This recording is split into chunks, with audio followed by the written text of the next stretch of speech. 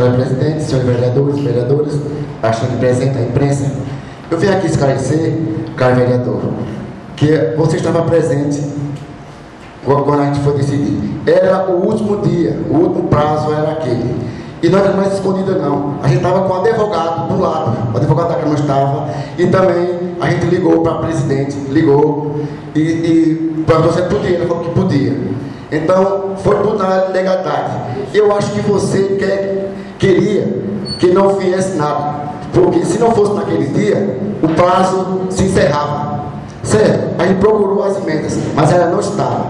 Por erro do antigo contador, as emendas não estavam presentes. Então, se não fosse naquele dia, se não fosse, a gente ia ser prejudicado. Agora eu venho com essa, de falando das emendas, porque era obrigatório. Então, teve um erro. O contador não fez, não levou tudo junto. Então, era obrigado a fazer aquilo. E nós você estava presente, estava vários vereadores presentes lá, e não foi escondida não. Foi obrigado, porque senão a gente perdia o orçamento, perdia. E foi daquele jeito.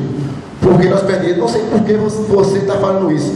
Você queria o quê? Que nós perdêssemos o orçamento do ano? Então foi obrigado a fazer aquilo ali. Então eu fiz mesmo, porque estava vendo. Se não fizesse, a gente ia perder o orçamento do ano, do ano todo.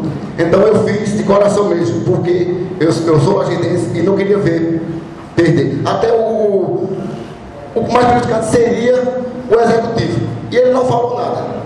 Porque agora, Vossa Excelência, falar uma coisa. O mais prejudicado seria o executivo. Ele concordou. E nós estávamos lá, vários, inclusive você também, vários, nós estávamos lá, e foi discutido com o advogado. O advogado estava de um lado nos orientando o que ele tem que fazer.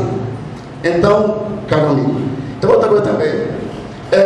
Essa roupa amarela aqui, eu visto porque não é partidário não, porque eu tenho mesmo várias roupas amarelas, não é partidário não. Então, essa roupa que é minha, eu visto ela quando quiser. E não é partidária não, porque é amarelo não. Será que eu posso vestir mais amarelo? Será que eu posso? Se vocês escrevam com amarelo, esse escolhe amarelo. Não escrevam dele não.